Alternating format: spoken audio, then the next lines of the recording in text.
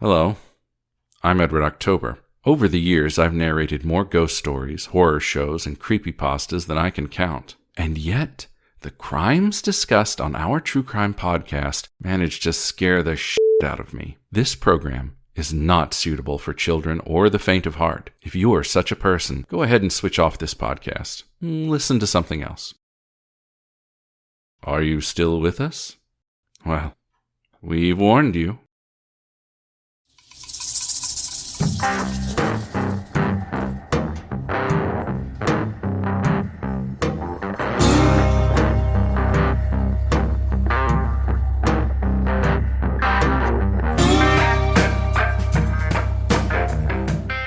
Well, hello, Jen.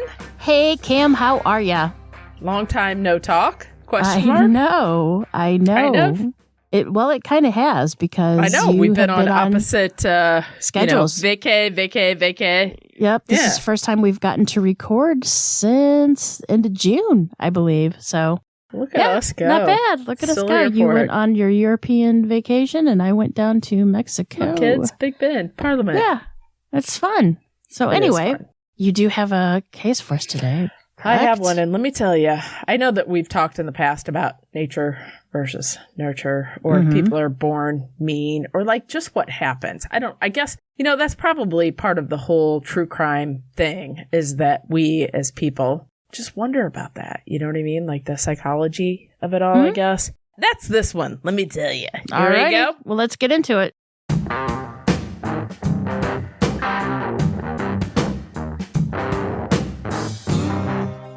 Today we are heading south to just outside of Florida's Gold Coast to a town named Davie. It's a small town where not a lot happens, and that's exactly how the townfolk like it. Now it's Davie, like Davie Jones? Davie Jones. Okay. Yep. Okay. Davie. So when a massacre occurred in the sleepy town, it would disrupt the calm community, leaving them all in fear. It would take a nice long time, but finally justice would be served. A 37-year-old woman by the name of Donna Decker had just become a new mom 2 years earlier to a beautiful baby boy. Donna was as happy as she could be in her new role as mommy, but also as wife to her loving husband, Bob Decker. The lovebirds would meet courtesy of her parents. Her parents had an apartment for rent. Bob showed up from New York City, and wanted to rent the place.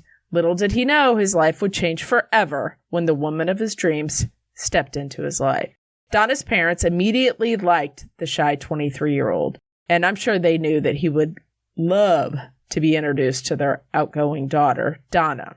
It was a pretty instant connection when they finally met up, and soon they were married. Both Bob and Donna were enjoying their careers, Bob as a contractor and Donna as a hairdresser. They would eventually move to Davie and settle down, and this was a bit far from their fast-paced life that they had built for themselves. In 1986, the couple welcomed a beautiful baby boy named Carl into their lives. Little Carl was a namesake of Donna's father. Their lives were almost complete, so when Bob's father, Clyde, moved into the home with the family, it was all they could have ever wanted. On November 4th, 1988, the dream the couple had worked so hard to achieve would burst when a late-night home invasion would leave a bloody crime scene that would cost one of them their lives. The evening began much like any other. Donna was working late at the beauty salon, while Clyde, Bob, and little Carl were at home. The three decided to go out to dinner since Donna was working late, but the father-son team knew that they had to be home at a certain time, and it was not to meet up with Donna, but instead catch their favorite popular TV show of the 1980s. You know what it is, Jen? I would say popular shows in the 80s. One of the biggest ones, I would say, besides Dukes of Hazzard, my personal favorite, would be Dallas. That is correct. Yes, Dallas. Yes, with JR. The three had just walked into the door of their home, but instead of gearing up to watch Bob's favorite TV show, they were greeted by a stranger. The man who was armed with a gun tied up Clyde and Bob. When Donna arrived home, she tried the best she could to defend her loved ones. She grabbed a knife from the kitchen and attempted to stab the man, but he was quick and instead turned the knife on Donna, violently stabbing her. The gunman then turned his gun onto Bob and shot him twice in the back of the head. The man also then took a pillow, placed it on Clyde's face, and pulled the trigger, shooting him. As if this was not brutal enough, the night visitor took the gun, placed it behind little Carl's right ear, and pulled the trigger. Donna, barely clinging to life, was able to call 911 before the stabbing would take her life, as her loved ones were left to die all around her. Donna was able to say that she had been stabbed and that her husband and baby were also injured. She was also able to give a location, but unable to inform the dispatcher if the stranger was still in the home. Sadly, Donna would not survive, but it was this phone call that would inevitably save the lives of all of her loved ones. Oh, Donna was a hero. Seriously. I don't even know what to say. In less than 10 minutes, Davie police were on the scene with homicide detective Kelly Woodruff reporting right after. Arriving on the site, the property was covered with emergency vehicles and those that were sent to help. Bob, Clyde, and Carl were all still alive, but time was ticking to get them the help they so desperately needed to stay alive. Donna had passed out and then passed away shortly after that 911 call was made from the bedroom closet from which she made the phone call. You see, the closet doubled as a business office for Bob, who ran his contracting company from the closet. It was clear that someone had went through much of the paperwork inside the closet while Donna was dying or even dead on the floor. Next to Donna's body was a straw cowboy hat. Now, at this point, they didn't know if the hat belonged to anybody in the family, but that would soon come into play. Thank you. I was like, how do I wrap that up? Thank you. As Detective Woodruff took in the scene, he had to figure out what he thought had just occurred. In the living room, there was some rope on the floor alongside what appeared to be a man's belt next to blood. In the kitchen, they discovered Donna's purse on the table with its contents spilling out next to a brown paper grocery bag. There was a missing knife from the kitchen's knife block. In the couple's bedroom, on the bed, they were able to locate, and this is terrible, pieces of a denture, and by denture I mean teeth.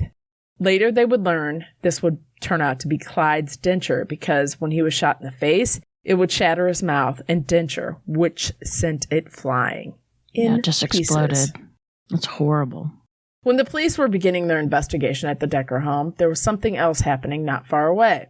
At the time, they didn't know how these two things would even connect, but the strange case would continue to get more weird as time passed and people came forward. Not far from the Decker crime scene, a security guard at the Extra supermarket. It's just not normal. It's extra. It's extra. Places a phone call to police stating that he had a man so hysterical he could barely get his story out. He tells them that the man claims to have been at the Decker home when it was robbed and he witnessed the whole thing. What? Lots of questions. Lots of questions we have now, right? Like what? Did Donna mention him before she passed? No, she did not. But sometimes maybe if you're a friend, you don't. There you go. The man's name was Charles Pinoyan, and this was no stranger. Charles was a good friend to the Decker family. Charles is asked by police to come back to the scene, and basically they want a play-by-play on what occurred that night. Charles agreed, and he met investigators at the house. Charles tells officers that on November 4th, he was getting back from a hunting trip and wanted to stop by the Decker home to share some venison meat with them. He went inside the home to say hi to Bob and Clyde, and he was able to tell officers exactly where the men, along with Carl, were sitting that night. In other words, like what chair they were in and the baby playing and all that stuff. Right. Charles then tells them that he forgot the venison in the truck, so he went back outside to retrieve the meat for the family, and when he came back into the house, he was greeted by a person wearing a dark-colored mask along with a cowboy hat, that would be the straw cowboy hat, who was pointing a gun at them. He then adds that the intruder, as Charles is standing there, handcuffs Bob and then handcuffs Charles before taking them all back into the bedroom. Charles then said it was about this time that Donna came home. Donna said hello to Charles and Chuck, who at the time claimed that the assailant and told him, meaning Charles, to go. Charles simply left the house unscathed before the bloodbath would begin. But he didn't go to police until the next day. He didn't even go to the police. He went to that grocery store. Grocery store had a breakdown. 30 minutes away. 28 minutes away, I believe. Something like that. It is a weird and almost unbelievable story, so they needed someone else to tell their side, and that would come from Bob, who, just 1 week later, would wake up in the hospital. He, Clyde, the baby, the baby's not going to be able to say anything, but the adults are pretty much in a coma in the hospital. Bob tells officers that Charles did have deer meat, and he had brought it over for Clyde, who really liked venison. That's his father. Bob said that Charles did go outside to get the meat from the truck because he claimed he forgot it in the truck. It is here where the stories differ. Bob said that when Charles came back into the house, he was being followed by a masked man with a gun. The intruder then said, "This is a robbery and no one will be hurt as long as you follow the directions." Bob would say that the man had a dark mask on with gloves and wore a light-colored cowboy hat. That's the straw cowboy hat. Mm-hmm. At gunpoint, the man would force Clyde, Bob, and baby Carl into the bedroom. He then tied up Bob and Clyde. Then the intruder went around the house looking for things to steal. 3 such things were the guns that Bob owned, and I'm sure that, honestly, I'm thinking he was praying the intruder would not find them, but of course he did. The intruder brought the guns into the bedroom and then said to them, quote, "Cute, real cute." I guess in reference to the guns, that like you think you're going to do something. Bob said still sitting in the living room was Charles, who was not tied up as long as Bob knew. Now, this would be confirmed if only verbally. At this time, Donna came home, and when she saw Charles sitting in the chair, Bob could hear her ask Charles, "What are you doing here?" She didn't act strange or even ask, "Why are you tied up in the house?" indicating Charles was never tied up. So hearing that, see, the stories are kind of changing, a little bit different. Charles simply stood up and walked out the door as Donna continued to make her way into the home. Charles would not warn Donna about what had happened or what was about to take place, and Donna's husband, hearing all of this, go down. I can't even imagine. While Charles's interpretation of what occurred that night varied from Bob's, making him seem more in danger than he truly was a little bit of crazy chaos. It does, however, end the moment he saved himself and walked out the door. Bob, however, had more to say. Bob said that Donna came into the bedroom and was upset to see her husband and father-in-law on the floor tied up, with little Carl right there too. The gunman was shocked to discover her in the bedroom when he returned. He grabbed her and forced her into the kitchen, where she grabbed the knife, hoping to defend her family, but instead it would be used on her 11 times. The stranger then came back into the bedroom, knowing that he couldn't leave any witnesses. The gunman took a pillow from the bed and placed it onto Bob's head and pulled the trigger twice. He then took that same pillow to baby Carl's head, shooting him behind the ear, finally taking a pillow to Clyde and shooting him in the face. Bob then passed out and said the next thing he heard was a policeman saying, "They are in here, and they're all shot," followed by, "She ain't gonna make it," passing out once again until waking up just a week later. Police are sure that Charles is involved somehow, but they have to put the pieces together to figure out how.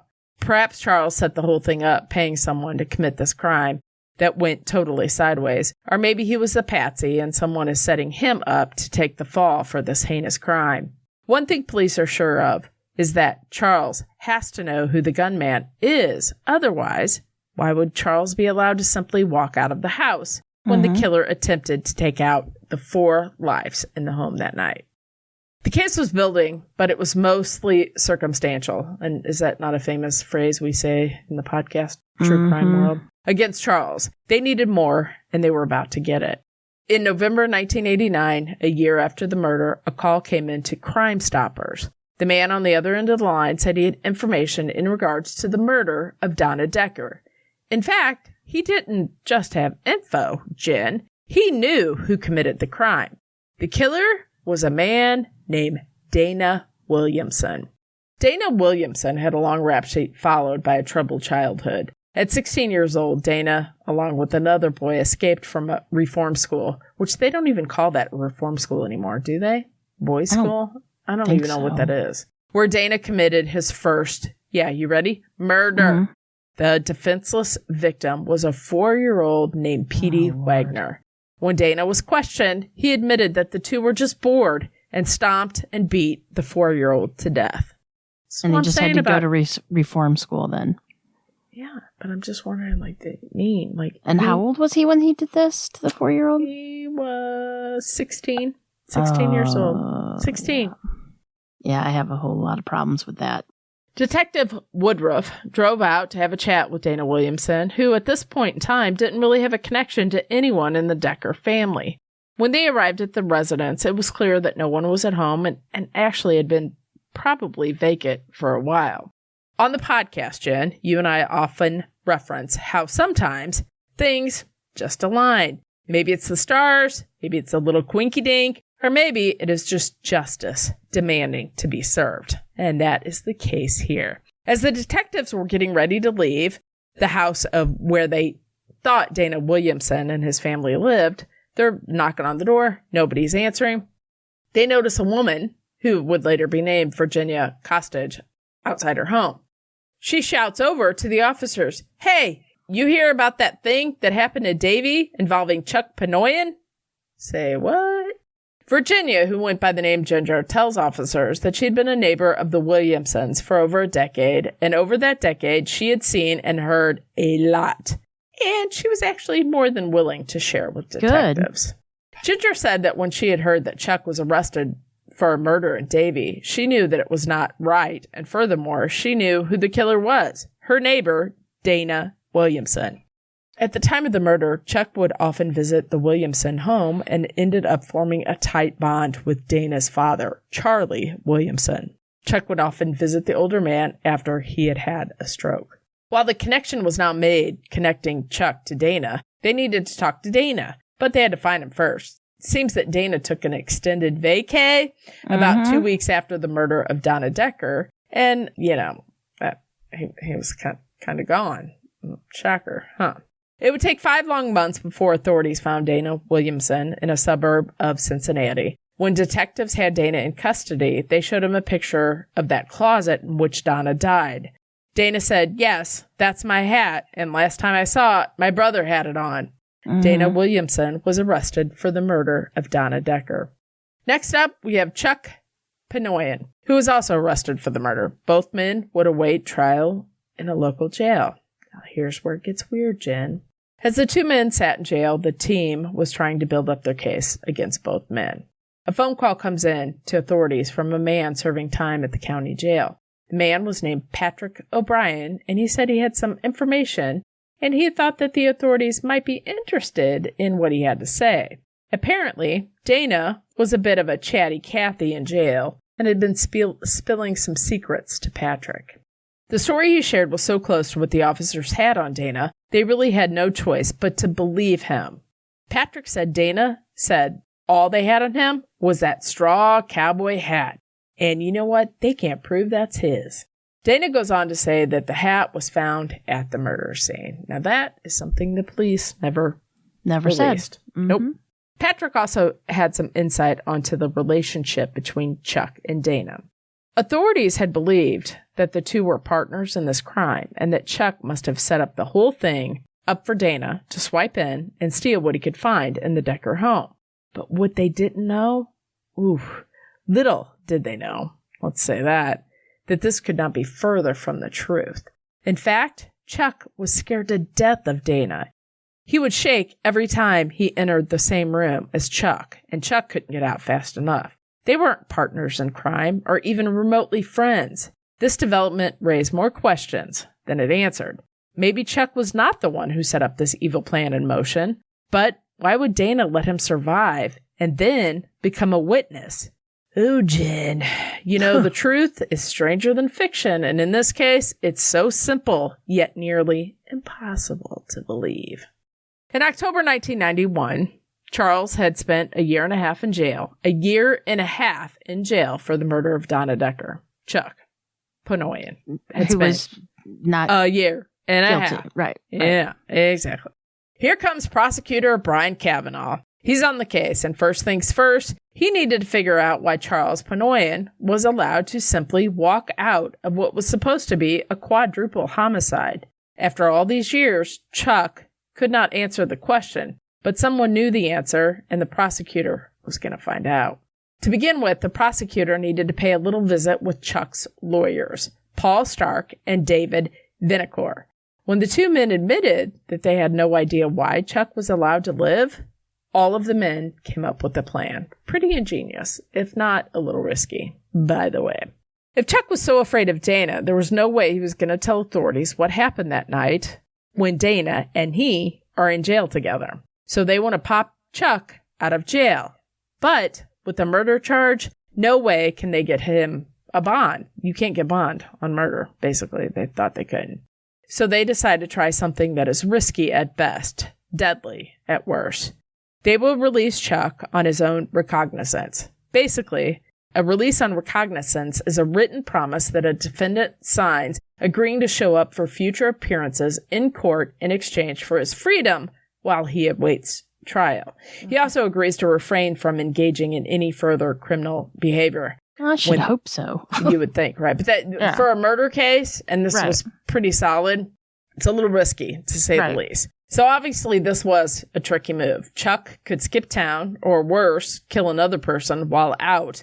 But, they were willing to try anything and hope for the best. I guess, sometimes, you get a sense from somebody and you can kind of tell, they're holding back and they're maybe not the worst person. I don't know. Maybe. I don't know. Once out, Chuck's lawyers put the pressure on him, and it was not long before the truth came out. And what a truth it was. Prosecutor Kavanaugh hears the news and went straight to their offices to hear the truth directly from Chuck's mouth. If you think this is going to be in some way out there, crazy story, you're going to be disappointed. It's pretty simple, but still shocking. Chuck said on the night of the incident, he called ahead to let Bob Decker know he was coming over to bring him some deer meat. Once he arrived at the house, excited to catch up with his friend, he realized that he left the meat in the truck. After getting the meat out, he obviously went to the truck to get it. He turned around to find Dana Williamson, along with his brother Rodney, outside the Decker home. When Chuck asked them what they were doing, Dana said they were there to rob Bob. At this point, the Williamson brothers each pointed their guns directly to Chuck. As this was taking place, Dana and Rodney told Chuck not to do anything because the house was already being watched by their accomplices. Several of them, 5 more in the woods. What? He said it was a multiple person job. It wasn't, Jen. It was I was going to say. No, it was not. Chuck begged for his life and said that he would do whatever they asked, just don't hurt him. Chuck then said he went into the house where Dana followed him in. The men put Chuck into the chair in the living room. At this point, Donna came into the house, and as that was occurring, Chuck was shuffled outside by Rodney. Moments later, Dana came running out, but was missing his cowboy hat. Dana approached Chuck, who instructed that Chuck would go straight home and keep his mouth shut. Dana added, "You know what I'm capable of, and if you don't do what I tell you, I'm going to rape your wife and skin her alive, and then I'm going to do the same thing to your daughter. You're going to pretend like all this is normal, and you will continue to visit my dad every day and basically act normal and keep your mouth shut."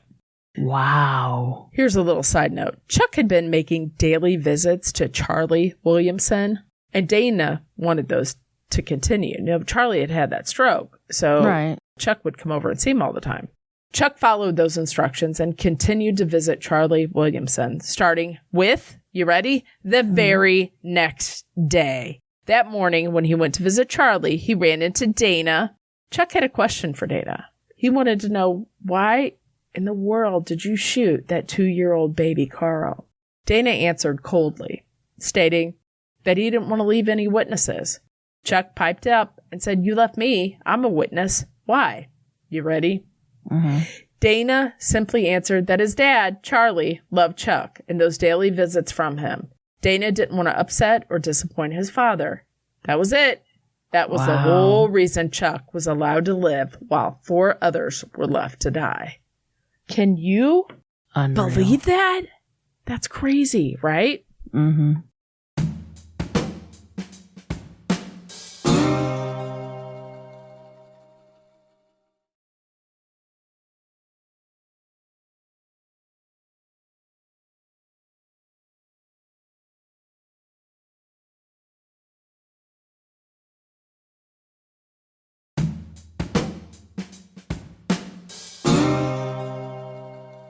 It seems ludicrous that a man would keep the secret for so long and continue to keep his mouth shut about who was involved in such a grisly crime, even when it meant going to jail. But there was insurance that Dana had on Chuck, and that was that his accomplice, brother, Rodney, he's still out there. Remember, Chuck was pulled in, Dana was pulled in, Rodney's still free. Rodney's free to do those ghastly things that Dana promised he would do to Chuck's wife and daughter should Chuck ever open his mouth.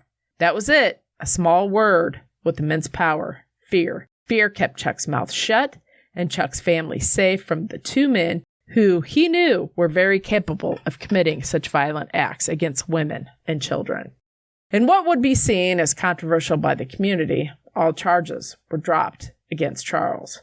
Dana Williamson and Rodney Williamson were charged in the murder and attempted murder of the Decker family. It took investigators 5 years to get to the men responsible, right, for Donna Decker's death to stand trial. And it was Chuck was afraid of him, right? He wouldn't say anything. So it was now prosecutor Brian Kavanaugh's turn to prove to a jury what he believed happened that night actually occurred as he believed it did. Both defendants would stand on several charges: first-degree murder, attempted first-degree murder, attempted first-degree murder, attempted first-degree murder, armed burglary, charges dropped, armed burglary, charges dropped, armed kidnapping, you get the point. Extortion, you get the point. While the jury seemed to hang on every word in the trial, it was one simple request that would cause them to perk up and allow Bob Decker just a bit of satisfaction. Prosecutor Kavanaugh asked the judge to order Dana Williamson to repeat a phrase for the jury to hear and for Bob to finally have some peace. The judge asked defendant Dana Williamson to repeat, cute, real cute, that exact phrase that was muttered to Bob Decker in his house as he was clinging to life. Instead of giving Bob some closure, Dana Williamson, of course he did, took the fifth. And, he never said it. It didn't matter because not saying that phrase said a multitude of other things. He was guilty, and the entire room knew it.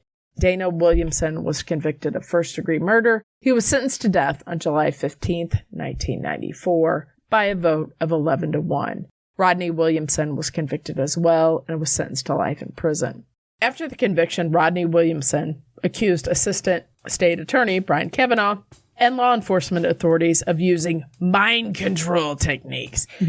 Quote, "They've been jerking my chain since April of last year," he said. "My brother has never admitted to me he did the crime. I didn't help him plan the crime." And finally, Charles Pinoyan was released and never charged. Wow. And that is the story of the Decker massacre, really. Yeah. I mean, the one died, but but they were all left to die. They were left to die. 3 were shot in the head. How did they not die? You know what I mean? Like, that's amazing. By the grace of God is why they didn't die. Thank you. Yes, thank God. Wow. But then also, so when I came across the story, I just kept thinking, would I do that? Would I do that? And that's why I said at the beginning, like, what is mean? Like, are you born mean where you know this person is so mean? They're just mean. And I've been trying to think about that in my head this last week after I wrote this, thinking, have I ever met a really mean person? And not like mean, like you dress funny or that, you know, your hair's funny. I mean, like a legitimately mean. Evil is what you're thinking about. Yeah. Well, I'm shocked the justice system didn't do more for when he killed a little boy or the 4-year-old. Attempted to. And so that little boy, by the way, is still alive. He is deaf in one ear. He's in his 30s. Oh, so he didn't. It was just an attempted murder. No, that's what. He only killed one. He only killed Donna, but he shot them all in the head. I'm talking about Decker when he was 16 and he killed that little boy. Oh, yeah. No, that's a different one. Yeah. That's what he should have been in prison for that. I mean, 16 is... Mm-hmm. Yeah, well, 16 went to reform school. But he should have been to prison for that. I mean, reform school only does so much. And I mean, come on, we all know they're not really reformed. He should have gotten a stronger sentence for that. Don't you think? I think times today would be different than then, you know? I would think. I would hope, I mean. I don't know, but still, come on. I just can't. Unreal. And then somebody keep their mouth shut that long. Like, he went to jail for 1.5 years and didn't say anything. He was scared to death. He was scared. He was trying to protect his family. Yeah. Because I think he knew that what they do, but then also I don't even know, like, you let him live because he came and saw your dad every day, and he knew his dad would be upset if he killed him. Well, at least he loved his dad. Or he died. You know? Weird. People are weird. No. Folks are weird. That's why I said is he still on death row? Do you know? Yep. He sure is. I checked. Still is there. An execution date set? Or is he just doing appeals? Do we know? Yeah, I can't quite remember now. I don't really think there's a solid date for him. Although there is in Missouri for tomorrow night. You saw that, right? I It's did. another story. Yeah. So I don't know. So I think that, like, people always ask about what the fascination is with true crime, and I think it's that like what in your head, like, what happens that, you know what I'm saying? Like, what happens where you decide, I'm gonna go do this. I'm going to knock out this family of 4. Right. And for what, really? Thankfully, only one. They were for they just... got junk. They got junk. I mean, They didn't get anything. He went through the closet and... Right. I mean, were the Deckers known to have money? No. I mean, and there was really no reason why they would go with Deckers to go get money. No. Senseless. It's all senseless, but this is really big. Oh, so that was really interesting case, Camille. Messed up, right? It's really messed up. Messed up. But without a decent segue, how was your trip? Do you want to talk about your trip a little bit? Your big UK? Jen. Cam does the UK 2023. I don't know if you know this about me. Mm-hmm. What do you not know about me? Oh, I don't know. I know everything about you, but I do know that you don't like the heat. Thank you! And you can't do math. It was so hot. You don't even know. I thought I was going to die. It was so hot. We were in Greece and Rome, and oh my God, it was hot. Yeah. And those people don't like ice, and they don't like air conditioning. I was going to die. I thought I was going to die. Honestly, in reality, there were 2 times I thought I was going to pass out, and I had to bend over and say, hey, please hold me in case I go over. And that was in Florence and Delphi, Greece. So, yeah. It was glorious. It was beautiful. I loved the people were so nice. You know, let me just be honest. And if you're there, I'm sorry, but this is the truth. They always say French are rude. French, they were super sweet. Everybody was so nice. They really were. I have no complaints about the people. I loved it. I think it's actually the Americans that are usually the rude ones. No, Americans are ridiculous. Yeah. But, you know, like, in theory, the French are supposed to be rude, but they weren't. They were super sweet. Well, it's just different cultures. I mean, Americans are Americans. We're loud and obnoxious by nature, right? Yes. Well, I wouldn't know anything about that, Jen. Oh, yeah. No, you wouldn't. That's true. Just kidding. The guy on the airplane right when we landed in St. Louis told me to shut up, that I was being too loud. Oh. So, yeah, there's that. Yeah, that's nice. So what was your favorite place out of all the places that you visited? I'm going to say, I don't know, because they were so different.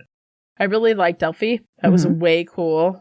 Rome was beautiful, but it was so hot. I couldn't even deal. I couldn't even listen to, like, the tour guides. I was dying. It was 100 plus. I couldn't. I love England. I've been there before. So England's always one of my favorite places. Everybody said that Paris would be terrible. It wasn't, but I don't think I really saw Paris enough. Let's see. Greece was lovely. You guys didn't even hit the Eiffel Tower or anything like that. No, we just went out the outside. We didn't go up. And we went to Versailles instead. But no, it was lovely. It was just a lot. This was a student-driven. So, like, we hit the ground running at about 7:30 in the morning, every morning, and went till about 11 o'clock at night. It was a lot. That's a normal family vacation for us. Yeah, see, I like a little slow time. I did get, I went to go get my haircut on the cruise we were on, and I had a 45-minute block. So I had a 45-minute block just sitting on the deck. That was the only time I was alone by myself for 3 weeks. So that was delicious.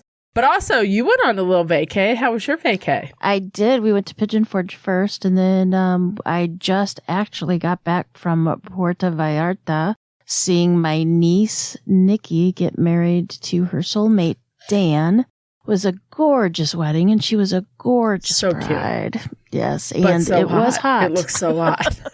It was hot. We stepped out of our room. They got married on the beach. We stepped out in our room, and, like, all I could breathe in was water because it was just so humid. And I'm like, I don't even know why I took a shower, because everybody looked like they just stepped out of the ocean. Yeah. But poor Nikki and her it was long gorgeous. Dress. Like, she had a full-on dress. I thought full wedding strapless, sequined, tulle, the whole thing. She looked adorable, though. Oh, she was absolutely gorgeous. But they had their makeup professionally done and it got so hot that it was just sweating off. So they just went and washed it all off. That's so. But then after the shots of tequila, it didn't really matter anymore. Shots. But it was something. And I'll tell you, while I was there, and I'll probably get a little bit verklempt saying this, it's a total podcaster moment. We were walking. It was the last day. My daughter and I went with me, my 15-year-old went with me, and we were walking, and I had our True Crime podcast t-shirt, which if you would like one, you could find one in our Etsy store. But anyway, I was wearing an OTCP t-shirt, and we're walking, and this couple was walking towards us. And just as the man passed, I hear him say to his wife or his partner, whoever, said, "Hey, that's that podcast we listened to." And it took a minute to click. And then once it did, I whipped my head back as quick as possible, but they were gone. And I was like, in that split second, I was like debating, do I chase them down?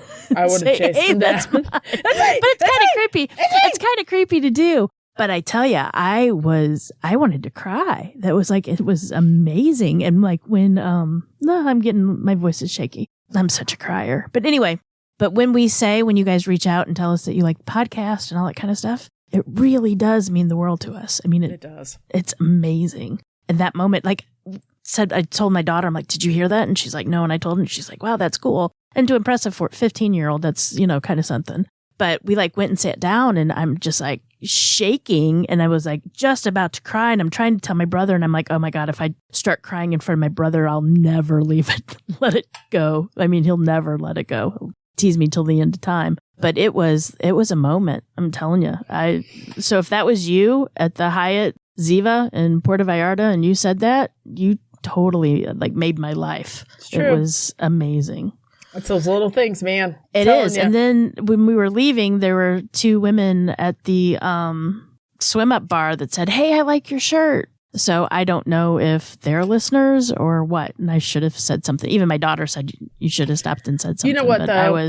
I do the same thing, Jen. If I wear, I know I told you I went out to eat with that guy that I work with, and the lady comes over and goes, "Oh my God, I love them. They're so good. I really listen to," and he looked at me and I'm like, I'm not saying anything. Yeah. And he's like, why did you not say anything? I'm like, I don't know. Sometimes it's awkward. Like, it's like, no, see, I normally will say, hey, it's my, it's mine. It's my podcast. I'm Jen or whatever. But this, I was just so, I don't know.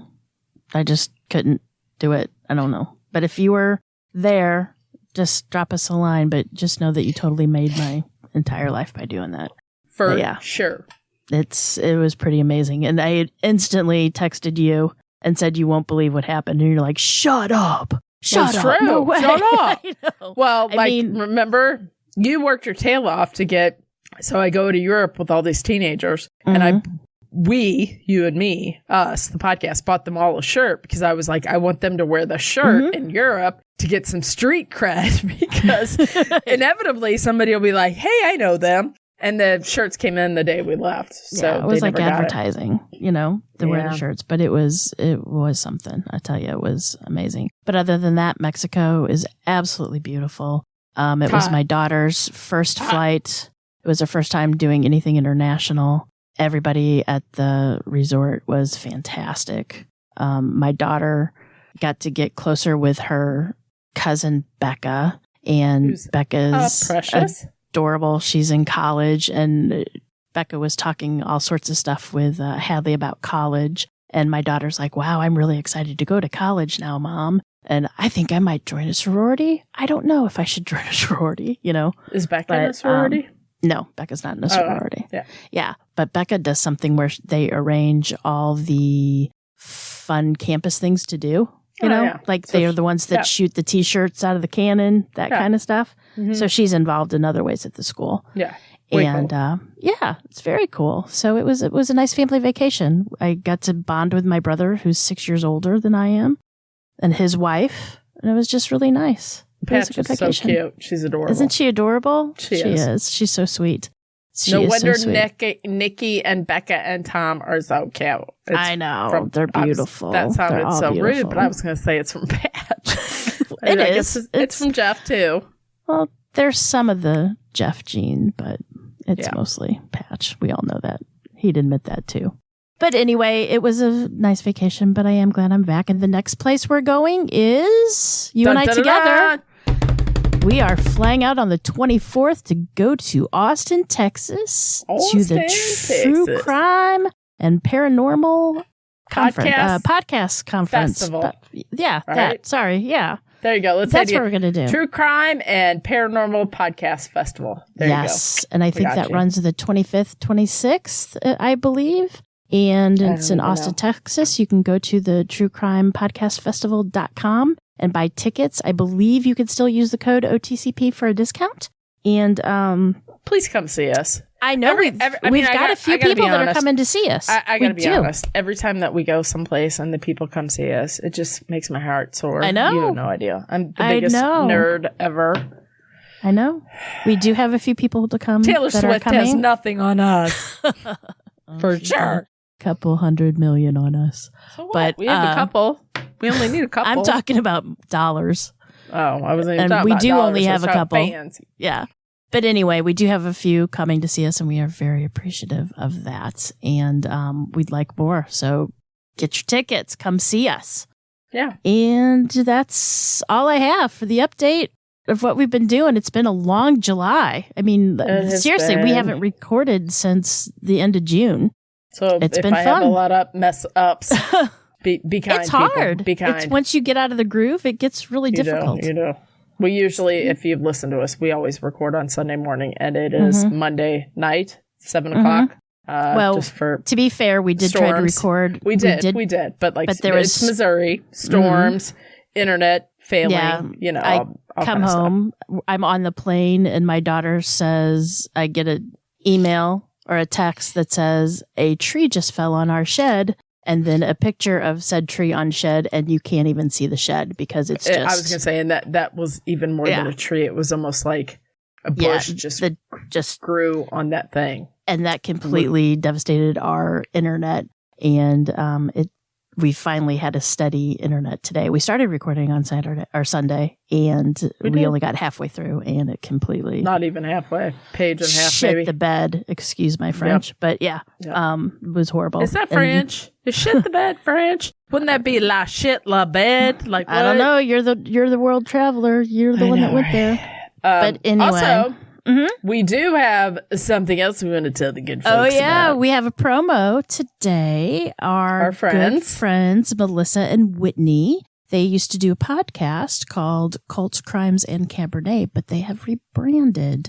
They are now Navigating Advocacy. So what they decided to do was to use their platform to kind of help victims and their families to kind of they want to share their victims and family stories, right? And they're also trying to give their listeners some insight on how you can help make a difference and for the fight for justice, right? Yeah. So they're covering unsolved cases, and they're hoping that some of the new leads that they discuss might spark some interest and get the ball rolling and help get these cases solved. Basically, they're just trying to make a difference. They are, and I think they're doing a great job. So we'll give them a listen at the end of the show, and then go listen to their podcast and subscribe.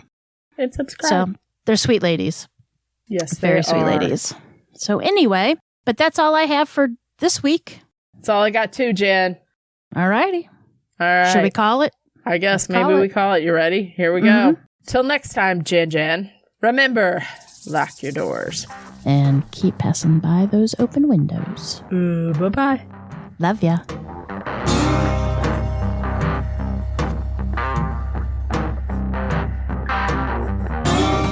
Today's episode was researched and written by me, Cam.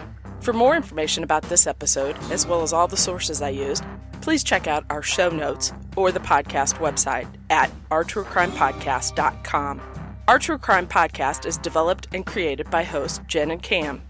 Original music and audio mix of all our True Crime Podcast episodes is courtesy of Nico Vertesi from We Talk of Dreams. Listener discretion is provided by Edward October from October Pod VHS. Our True Crime Podcast is executive produced by Nico Vertesi and Dick Vane. Make sure to like and subscribe to Our True Crime Podcast wherever you listen to your podcast. We can be reached on Instagram and Facebook at Our True Crime Podcast, or on Twitter at OurTrueCrimePod. You can email us at ourtruecrimepodcast@gmail.com. If you really like the show, make sure to check out our Patreon at Our True Crime Podcast. Our True Crime Podcast is an OTC production.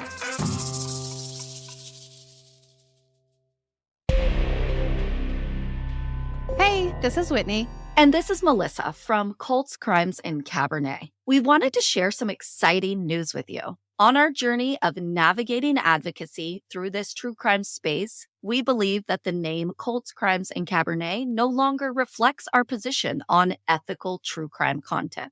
As much as we have grown to love our original name and our journey to get here, our evolution from that first glass of wine between friends to meeting with family members, survivors, and fellow case advocates has forever changed our stance. We're committed to amplifying the voices of victims, survivors, and experts who are fighting for justice and change in the criminal justice system. We're here to empower you to also become advocates for change, no matter where or who you are. That being said, we would like to introduce you to our new name, Navigating Advocacy. We invite you to join us in navigating advocacy through the murky waters of true crime. Let's make a difference together. We'll see you next week on Navigating Advocacy, available wherever you get your podcasts.